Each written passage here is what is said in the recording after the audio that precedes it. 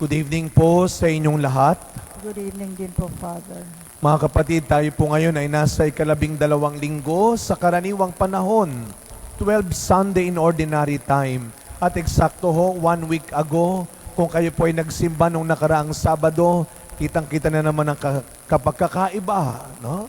Nung nakaraang Sabado, with Father Jun Sescon, ang rektor ng Quiapo Church, punong-puno tayo. Ngayon, kahit tag-iisa pa tayo ng pews, dahil maluwag ulit tayo, isang linggong nakakaraan ng unang dumalaw ang imahen ng Pong Nazareno sa atin. Alam mo ninyo, personally, bago pa dumating, marami na po akong mga inaalala. May pupunta kaya? May magsisimba kaya? May magbibigay kaya? May tutulong kaya? Magiging maayos kaya?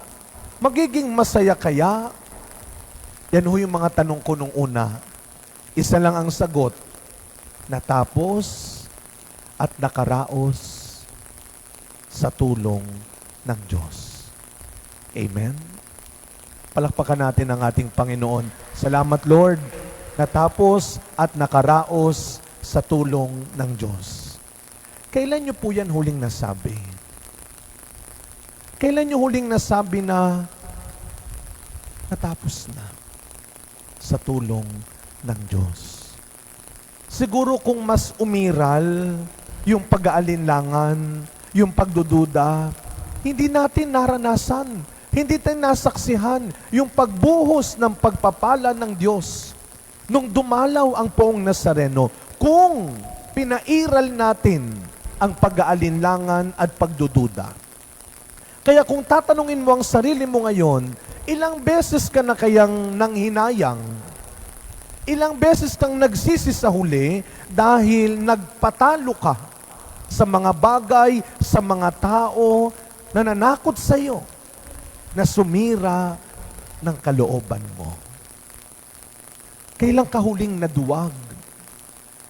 Sino at ano ang mga pinagdududahan mo ngayon?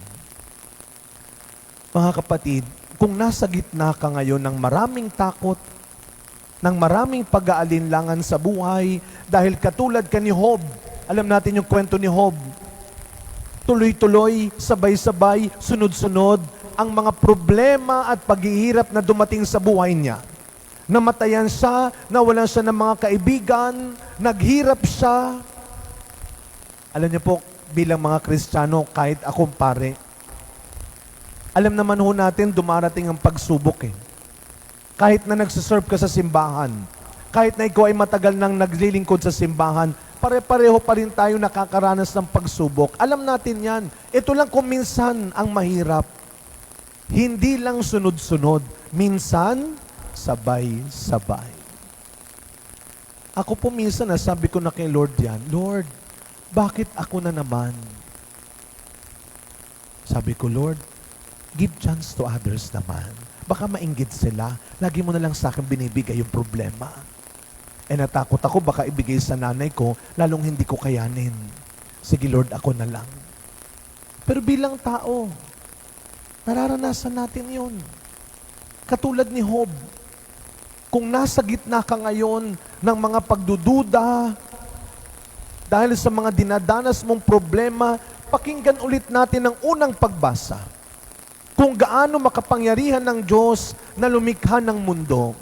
Listen to this. God is in control. God is in control. Siya ang may tunay at wagas na kapangyarihan. Una, huwag mong piliting gawin lahat ng bagay. Ikaw ay nilikha, hindi ikaw ang may likha. Huwag kang magpilit. Huwag kang magpanggap. Kaya tayo tinuruang magdasal. Dahil sa huli, Diyos pa rin ang magiging kaligtasan ng lahat. Kaya nga, ito yung pangalawa.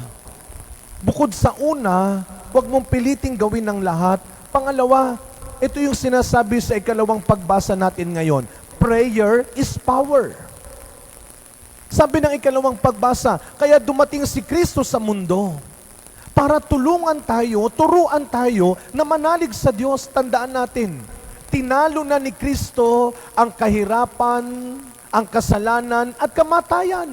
Ano pang hindi kayang gawin ng Diyos para sa iyo? Ano pang pagdududahan mo sa Diyos? Ano pang dahilan para tumalikod ka sa Diyos? Alam mo ninyo, pagkatapos naming maibalik, kasama si Hermana, pagkatapos naming maibalik yung pong Nazareno sa Quiapo, inabot kami ng ulan. Buti na lang may LRT, pero masaklap, doon sa ilalim ng LRT may mga tumutulo pa rin. Kaya basang-basa kami sa sasakyan. Pero pagkatapos naming maibalik yon, pag-uwi, nakatanggap ako ng text. Sabi ng message sa akin, Father, salamat. Mukhang naibalik natin yung mga matagal nang hindi nagsisimba. Mukha naman. Punong-puno ho tayo eh. Yung 3 araw na yon, punong-puno ang simbahan. Mukhang naibalik, hindi natin.